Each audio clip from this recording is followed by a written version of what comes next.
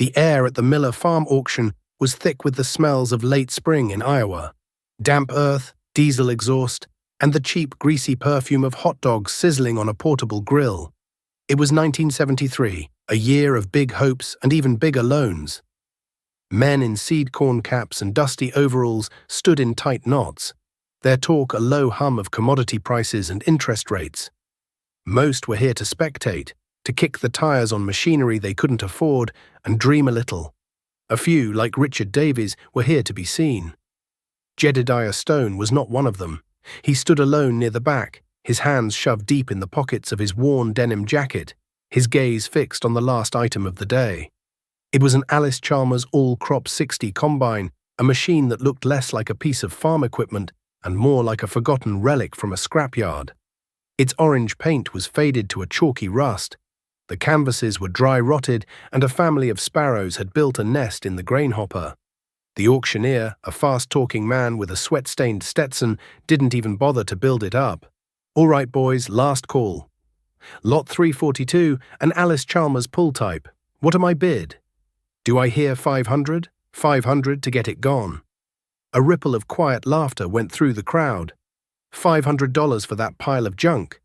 You'd spend more than that on belts just to get it to turn over. "I'll give you $250, a voice called out, more as a joke than a serious bid. $250 I have. Now 3. Who'll give me 3? Jed watched, his face impassive. He'd already been over the machine twice. He'd seen the cracked welds on the frame and the play in the main shaft bearing. But he'd also seen that the little 4-cylinder Waukesha engine was complete, and the sickle bar, though rusty, was straight. The important bones were good. 300, another man shouted, getting into the spirit of it. The auctioneer's patter sped up. 300, now 4, now 4, who'll give me $400? Jed let them have their fun. He waited until the bidding stalled at $650, the auctioneer looking around with theatrical desperation. "Sold then for $6,500. 700, Jed said. His voice wasn't loud, but it cut through the murmuring crowd like a sharp blade. Every head turned. Jed Stone, who hadn't bought a new piece of equipment in a decade, was bidding on the rust heap. The auctioneer's eyes lit up. $700 from Mr. Stone. Do I hear 750? 750. Silence. The joke was over. Jed had made a real bid. Sold. For $700 to Jedediah Stone. As Jed made his way to the clerk's trailer, a shadow fell over him. It was Richard Davies, his neighbor to the west. Rich was 10 years younger than Jed, with a soft face that had never seen a full day's work in the sun without the protection of an air-conditioned cab. He was smiling, but it didn't reach his eyes. "Jed," he said, his voice dripping with false concern. "What in God's name are you going to do with that thing? Harvest the wife's garden patch?" A few men nearby chuckled. Jed stopped and looked Rich up and down, from his polished John Deere boots to his crisp new dealer cap. "It'll do the work, Rich." "The work? Jed, that thing will be lucky to make it through 10 acres without scattering its guts all over the field. I just signed the papers yesterday. The bank's bringing me out a brand new 6600, 6-row cornhead, diesel, air conditioning, $62,000 of pure harvesting power." He said the number with a reverence usually reserved for prayer. "You can't make money with museum pieces anymore. You gotta spend money to make money."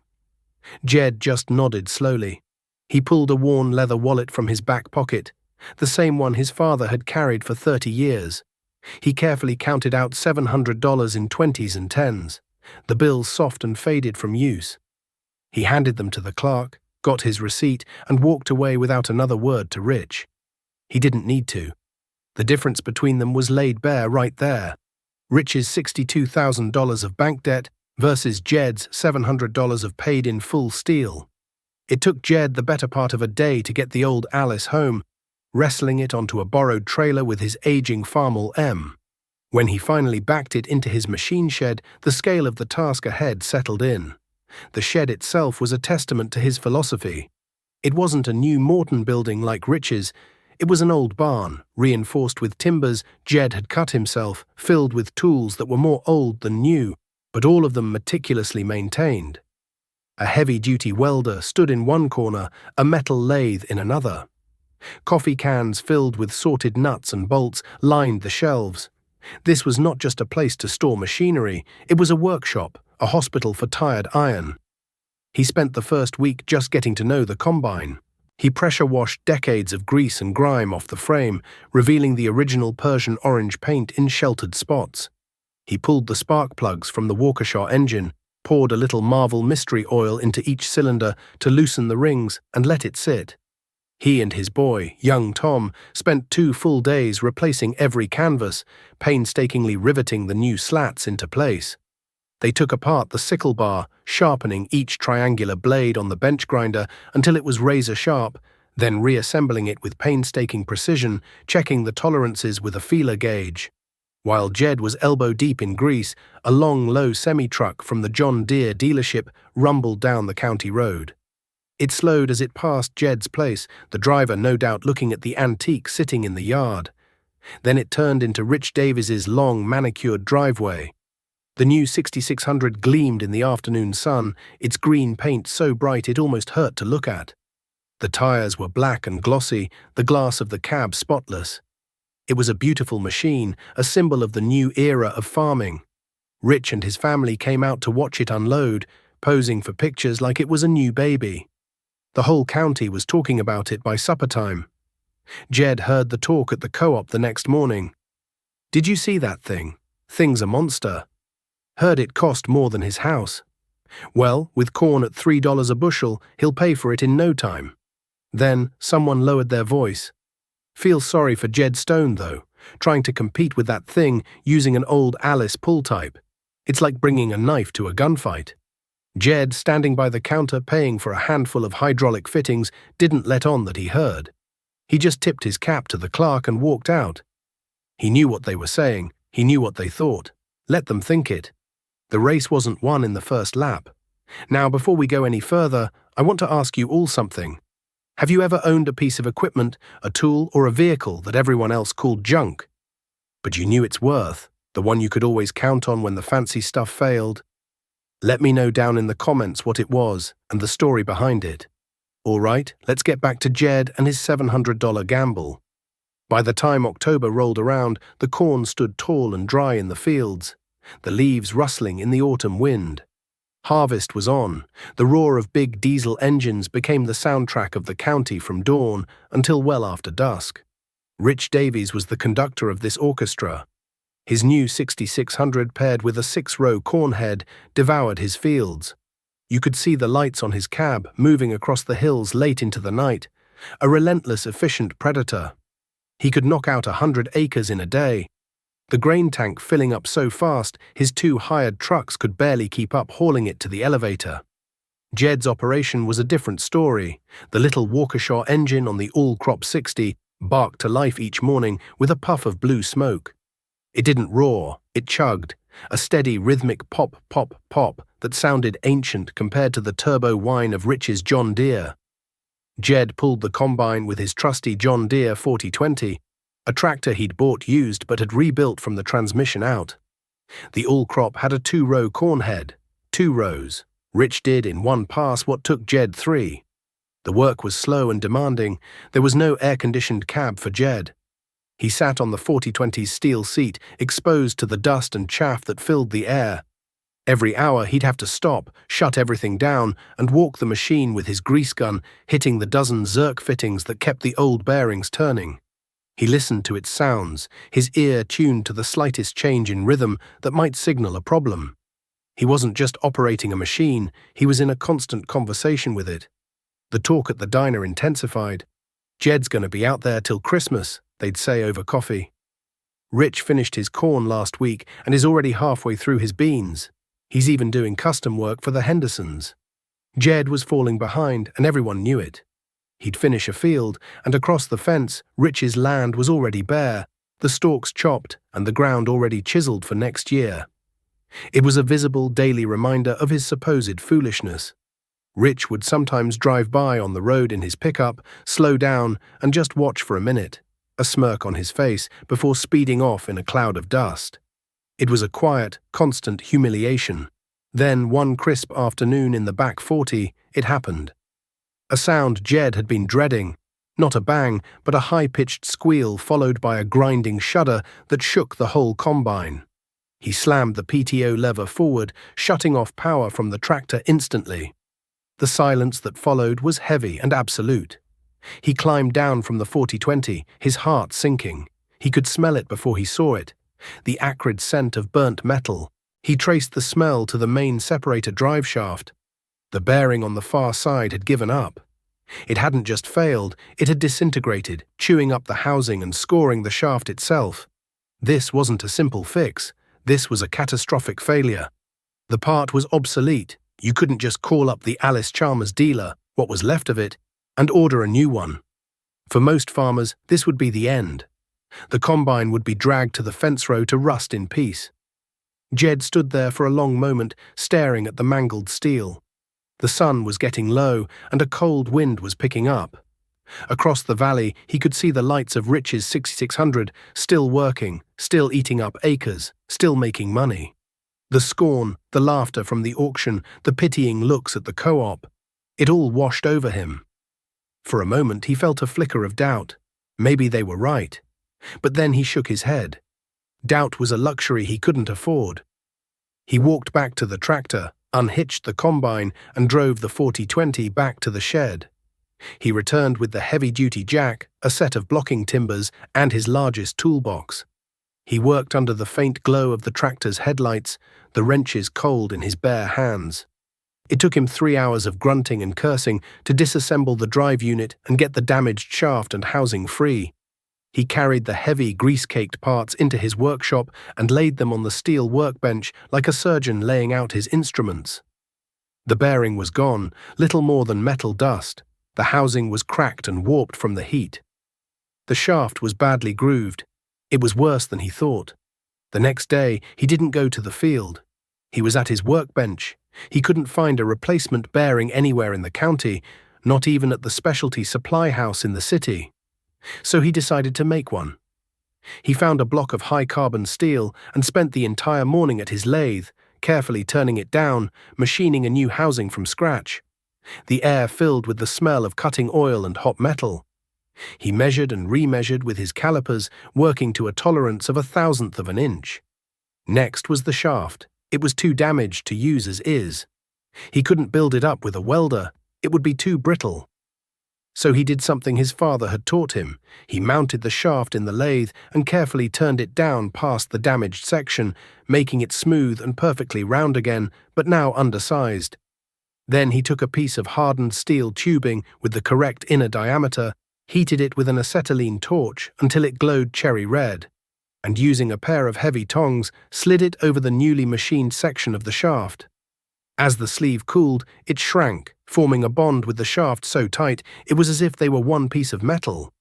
It was an old-world fix, a blacksmith's trick in a mechanic's shop. 3 days after the breakdown, Jed was back in the field. He'd spent maybe $5 on cutting oil and electricity. He'd lost time, but he hadn't spent a dime on a dealer mechanic or a new part. As he fired up the Waukesha engine and engaged the PTO, the combine hummed. The new hand-machined bearing ran smooth and quiet. He climbed back onto the 40-20, took a deep breath of the cold air, and eased the throttle forward. The old Alice Crop 60 lurched ahead and began to eat corn again. It was slow, it was loud, and it was dusty. But it was his, and it was working. He had fixed it with his own 2 hands. He owed no one. The years that followed were a golden age for American agriculture, or so it seemed. The grain embargo against the Soviet Union was lifted, and they started buying American wheat and corn by the shipload. Prices shot through the roof. Land values doubled, then doubled again. The mantra from the government was clear: get big or get out. Plant fence row to fence row. The banks were eager to help, offering loans with what seemed like easy terms. It felt like the good times would never end. Richard Davies rode that wave like a champion. The profits from his first big harvest with the 6600 were plowed right back into more land. He bought the 200-acre Henderson place that bordered Jed's farm to the east. The next year, he picked up another 160 acres to the north. To work all that new ground, he needed more and bigger equipment. The 6600 combine was traded in for a new 7700. a massive John Deere 8630 four-wheel drive tractor, an articulated beast that could pull a 12-bottom plow, showed up in his yard. He built a new grain leg and 2 massive storage bins, all financed. On paper, Rich Davies was a millionaire several times over. He was the poster child for the new way of farming, aggressive, leveraged, and expanding. Jed, on the other hand, seemed to be standing still. The good prices were good for him too. The profits rolled in. But he didn't buy more land. He didn't buy a new combine. He used the extra money to pay off the last of the mortgage his father had taken out 20 years prior. One crisp November afternoon, he drove into town and handed the bank president the final check. There was no ceremony, no fanfare. The banker, a man named Henderson who was used to signing off on 6-figure loans for men like Rich Davies, seemed almost disappointed. "Well, Jed," Henderson said, stamping the papers, "congratulations on being debt-free. Now what's next? That piece of ground next to your South 80 is coming up for sale. With your balance sheet, we could get you a great rate." "I think I'm good for now, Mr. Henderson," Jed said politely. "Just going to keep things as they are." Henderson leaned back in his leather chair, a patronizing smile on his face. "Jed, the game is changing. You can't win by sitting on the sidelines. A man with no debt is a man with no ambition." Jed just nodded. He folded the paid-in-full deed, put it in his inside jacket pocket, and walked out. Instead of land and iron, Jed invested in his farm's foundation. He spent a summer systematically retiling his low-lying fields, laying thousands of feet of new drainage pipe by hand with his old backhoe. It was slow, brutal work, but it meant his fields would drain better and he could get in them earlier in the spring. He built a new, heavily insulated workshop, pouring the concrete floor himself and wiring it for 220-volt service so he could run his welder and lathe more efficiently. He bought a used grain truck, an old International Lodestar, for cash and spent the winter rebuilding the engine and reinforcing the box. To his neighbors, it looked like he was falling hopelessly behind. While Rich was buying the latest and greatest, Jed was tinkering with old junk. While Rich's net worth was exploding on paper, Jed was methodically eliminating his last few debts. Rich's wife drove a new Lincoln Continental. Jed's wife, Sarah, still drove her 10-year-old Ford Falcon, and she was starting to hear whispers from the other farm wives at church. The community didn't see a prudent man preparing for a storm. They saw a failure, a man too timid or too stubborn to seize the opportunity of a lifetime. The laughter that had followed him from the auction had faded into a quiet, persistent pity. One evening, late in the decade, Jed was in his workshop, listening to the radio as he replaced the clutch on his 4020. The music was interrupted by a news bulletin. The announcer's voice was grave. He spoke of runaway inflation, of a crisis in the Middle East, and of a new chairman of the Federal Reserve, a man named Paul Volcker. The announcer said this new chairman was promising to break the back of inflation no matter the cost. He mentioned something about the prime interest rate, the rate banks charge their best customers. It had just hit 12%. 12%. Jed stopped turning his wrench. He looked at his hands, covered in grease and grime. The interest rate on Rich's loans was variable, tied to the prime. He had heard Rich bragging about it, how it saved him money when rates were low. But it was a double-edged sword. Jed felt a cold knot tighten in his stomach. The party was almost over, and a hard rain was about to fall. The first sign of trouble came not as a thunderclap, but as a whisper of hot, dry wind in the summer of 1980. It was a wind that blew relentlessly from the south, day after day, week after week, sucking the moisture from the soil and crisping the edges of the corn leaves until they were the color of old parchment. The sky remained a pale, indifferent blue. Ponds shrank, their edges cracking into intricate mosaics of dried mud. By July, the corn, which should have been shoulder-high and dark green, was stunted and pale, its tassels failing to produce the thick yellow pollen needed for a good yield. For Jed, the drought was a hardship. It meant less grain in the fall, a tighter budget through the winter. He walked his fields every evening, feeling the dry, crumbly earth under his boots, his face a mask of worry. He spent his days cultivating, trying to preserve what little moisture was left, and working in his shop, mending equipment, preparing for a harvest that would be more about salvage than profit. For Rich Davies, the drought was a catastrophe. His entire operation was built on the assumption of bumper crops and high prices. His loan payments to the bank were calculated on yield projections of 150 bushels per acre. Standing in his withered fields, he was looking at maybe half that. The math was brutal and unforgiving. The pressure began to show. His easy smile was gone, replaced by a permanent frown etched into his face. The confident swagger he once had was now a hurried, anxious stride.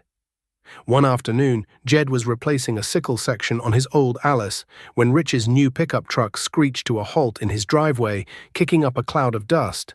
Rich got out and slammed the door, his face flushed with anger. "Jed, is your boy Tom home?" he demanded without a word of greeting. "He's out in the west pasture, mending fence." "Why?" "Because one of your damned cows was out on the road again. I almost hit her. If you can't keep your livestock penned up, you ought to sell 'em." Jed slowly put his wrench down and wiped his hands on a rag. He knew for a fact his fences were tight. He and Tom had checked them just last week. "Rich, are you sure it was one of mine? The Petersons run Herefords too." "It had your ear tag." "Look, I don't have time for this. I've got 100 things going wrong, and I don't need your broken-down farm spilling over into mine." He got back in his truck and tore out of the driveway, leaving a tense silence in his wake. Jed watched him go, a feeling of pity mixing with his unease. It wasn't about a cow. It was about the collapsing world Rich had built for himself. The fall harvest confirmed their fears. The yields were abysmal, but worse was to come. As combines started to roll, the grain elevators, seeing a surplus from previous years and anticipating weak demand, dropped their prices. Corn that had been over $3 a bushel was now struggling to fetch $2. Then Rich's magnificent John Deere 7700 combine, the pride of the county, fell silent. It happened in the middle of his best remaining field. One moment it was humming along, its powerful diesel engine a familiar roar across the valley. The next, there was only the ticking of cooling metal. A sensor on the hydrostatic transmission had failed. It was a small electronic component, no bigger than a thumb, buried deep within the machine's complex guts. It wasn't a part you could fix with a welder or build on a lathe. It was a sealed unit that had to be replaced. Rich called the dealership. They said they'd send a technician out. 2 days later, a young man in a clean uniform showed up in a service truck. He spent 4 hours with a diagnostic computer, confirmed the sensor was bad, and announced they didn't have one in stock. It would have to be ordered from the regional warehouse in Moline. The cost for the part alone was $900. The service call, including labor and travel time, was another $600. For 5 precious days of clear harvesting weather, the $70,000 combine sat idle, a monument to modern vulnerability. Rich paced his yard like a caged animal, watching the sky for any sign of rain. Meanwhile, across the fence line, Jed's old Alice Chalmers kept chugging. Pop, pop, pop. It filled the grain tank slowly. It broke down occasionally with simple, fixable problems. A slipped belt, a clogged auger, but it never stopped for long. Every evening, another few acres of Jed's corn were harvested. Another load of grain from his old international truck was dumped into his bin. He wasn't making much money, but he was getting the crop in, and every bushel in the bin was a bushel that didn't have a bank lien on it. The quiet, steady rhythm of Jed's harvest was a stark contrast to the expensive dead silence in Rich's field. The first cracks in the empire of debt were beginning to show. The winter of 1981 was bleak. The news on the radio was a constant drumbeat of doom. The prime interest rate, which had seemed so abstract a year ago, was now a terrifying reality. It climbed to 15%, then 18%, then peaked at an unbelievable 21.5%. For farmers like Rich Davies, whose operating loans were tied to that prime rate, it was a death sentence. A loan that was manageable at 8% became an anchor that could drag a battleship to the bottom of the ocean at 20%. The letters from the bank started arriving. First, they were polite reminders. Then they became firm demands. The local paper, once filled with ads for new tractors and bigger bins, now had a new section tucked in the back pages. Notices of sheriff's sale. Every week the list grew longer. The Miller place, the Jorgensens. Families who had farmed that land for generations were being wiped out by forces they couldn't control and numbers they couldn't comprehend. The mood in the county turned from anxiety to despair. The friendly waves between farmers driving down the road were replaced by grim, downcast stares. Everyone was wondering who would be next. Jed felt the squeeze too. The price of fuel, fertilizer, and seed went up, while the price he got for his corn and beans stayed in the gutter, but the difference was profound. His farm was his own, his machines were his own, his only major costs were his inputs for the next season. He and Sarah tightened their belts. They ate from their garden, Sarah canned and preserved, and they didn't spend a dime that wasn't absolutely necessary. They were surviving, battered but afloat, while their neighbors were drowning in a sea of red ink. The day the notice for the Davies Farm auction appeared in the paper, a hush fell over the community. It felt impossible. Rich Davies, the man who represented the pinnacle of modern farming success, had failed. His massive tractors, his gleaming combine, his sprawling acreage, it was all to be sold on the courthouse steps. The day of the auction was cold and grey, a fitting sky for a funeral. Half the county was there, not to bid, but to bear witness. They stood in clusters, their hands in their pockets, their voices low and somber. This wasn't like the Miller auction years ago, filled with hope and optimism. This was a wake.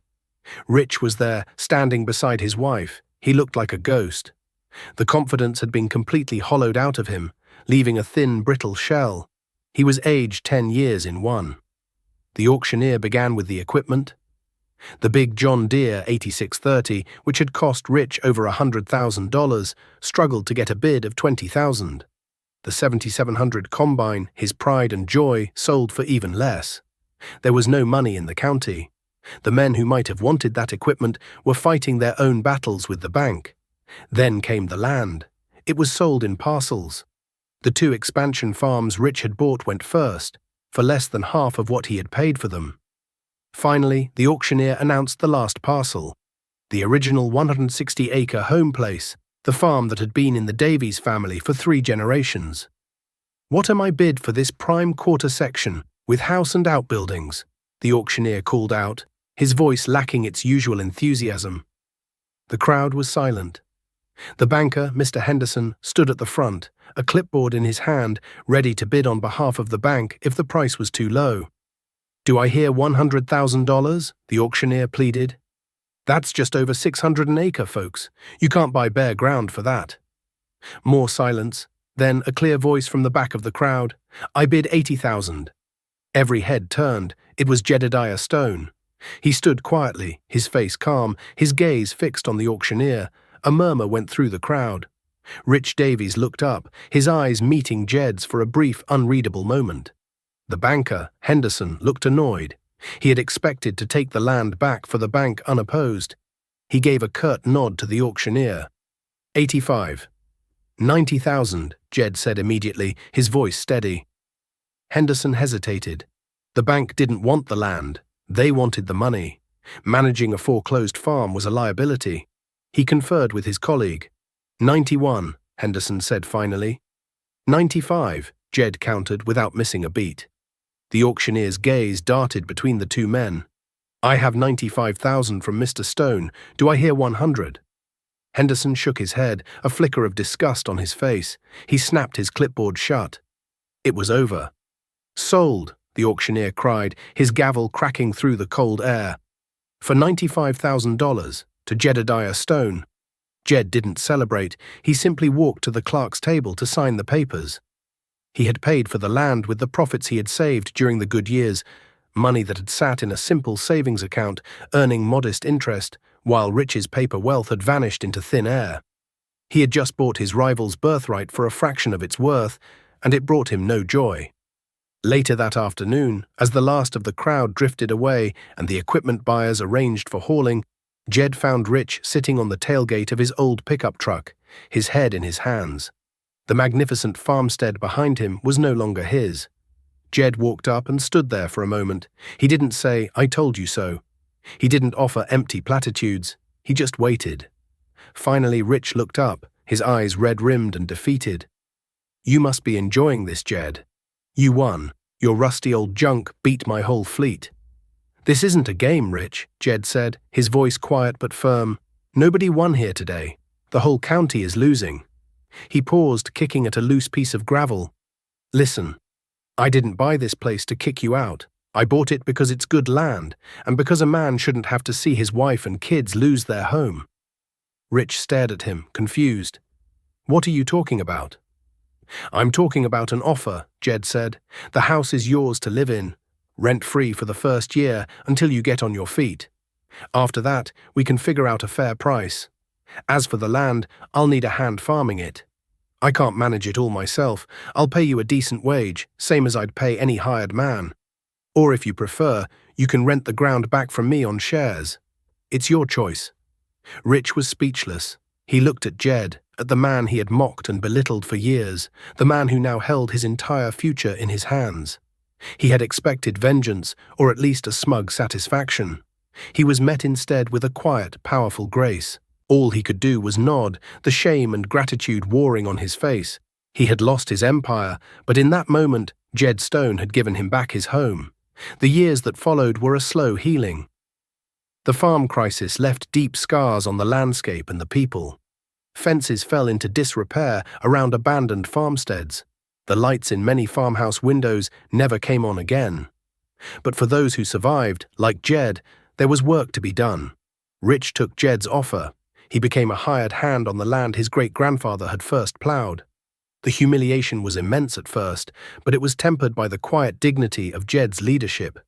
Jed never treated him as a failure. He treated him as a farmer. They worked side by side, fixing machinery, planting crops, and bringing in the harvest. Rich, stripped of the pressure of debt, rediscovered a love for the simple work of farming he hadn't felt since he was a boy. He was a good farmer, a skilled operator, and Jed valued his help. A quiet, unspoken respect grew between them. The community's perception of Jed Stone had transformed completely. He was no longer the eccentric old-timer, the fool with the rusty combine. He was the survivor, the wise one. Men who had once laughed at him now came to his workshop, hat in hand, asking for advice on how to repair their own aging equipment because they couldn't afford the dealer's prices. Jed never turned anyone away. He'd share his knowledge, help them weld a broken part, or show them how to machine a new bushing on his lathe. His workshop became an informal hub, a place where the lessons of thrift and self-reliance were passed on. Not with lectures, but with grease-stained hands and the hum of old tools. One autumn afternoon, years later, Jed's son Tom, now a young man with a wife and a son of his own, came into the workshop. Jed was sitting on an old stool, meticulously cleaning the sickle bar from the All-Crop 60. The combine hadn't been used in years. Jed had eventually bought a newer, but still simple, Massey Ferguson for cash. But he refused to get rid of it. He kept it in the back of the shed, a silent orange monument. "Dad," Tom began, "I was just running the numbers for next year. With the extra ground we're farming and the price of corn looking strong, I think it's time. I think we should go to the dealer and look at one of the new combines, the ones with the GPS and the yield monitors. We could cover twice the ground in a day." Jed stopped his work. He looked at the wear patterns on his old hands, then at his son's eager face. He didn't get angry. He just nodded slowly. "Come here a minute," he said, getting up and walking toward the old Alice. He ran his hand over the faded paint on the grain hopper where a family of sparrows had once nested. "This machine," he said, his voice raspy with memory, "cost me $700. The year I bought it, your Uncle Rich bought a brand new one for over $60,000. Everyone in the county laughed at me. They called this a museum piece." He looked Tom straight in the eye. 5 years later, that $60,000 machine was sold for pennies on the dollar at a foreclosure auction, and it took Rich's farm with it. This old thing? It kept working. It broke down, sure. But every time it broke, I could fix it, right here in this shop, with my own 2 hands. It never sent me a bill I couldn't pay. It never had a computer that could fail, or a sensor that cost $1,000 to replace. It didn't make me rich, but it kept us fed. It kept this farm alive when bigger, better farms were dying all around us. He put a heavy hand on his son's shoulder. "There's nothing wrong with new machines, Tom. But you have to understand what they cost, and I don't mean the price on the sticker. I mean the real cost. The cost of depending on someone else for repairs. The cost of payments that come due whether it rains or not, whether the price of corn is high or low. Debt is a tool, but it can become a cage real fast. This old combine, it's a reminder that the most valuable thing on this farm isn't the land or the equipment. It's our freedom, the freedom from that cage. Tom was silent for a long time, looking from the old, simple machine to his father's weathered face. He finally understood. The lesson wasn't about being cheap, it was about being independent. It wasn't about fearing progress, it was about mastering your tools, not letting them master you. Years melted into decades. Jed grew old, his steps slower, his hands gnarled by a lifetime of work. He eventually rented all the land to Tom, but he never truly retired. Most days you could still find him in his workshop, tinkering with an old engine or sharpening a set of plowshares, the familiar smells of oil and hot metal hanging in the air. One crisp October evening, he stood at the edge of the yard, leaning on a fence post. The sun was setting, painting the western sky in shades of orange and purple. In the distance, he could hear the steady hum of the Massey Ferguson as Tom finished the last field of soybeans. The lights of the combine moved methodically across the hill, a familiar beacon in the twilight. His grandson, a boy of 10, ran out of the house and joined him, climbing up on the fence rail. "Grandpa," the boy asked, "is that the combine you always tell stories about?" He was pointing to the back of the machine shed, where the setting sun glinted off the old Alice Chalmers, its orange paint now more rust than shine. Jed smiled, a deep, contented smile that crinkled the corners of his eyes. "That's the one," he said, putting his arm around the boy's shoulders. "It doesn't look like much now. But that old machine taught me a lesson. It taught me that it's not the shiniest tools that win. It's the ones that are paid for. The ones you can depend on. The ones that keep on working long after the shouting is over."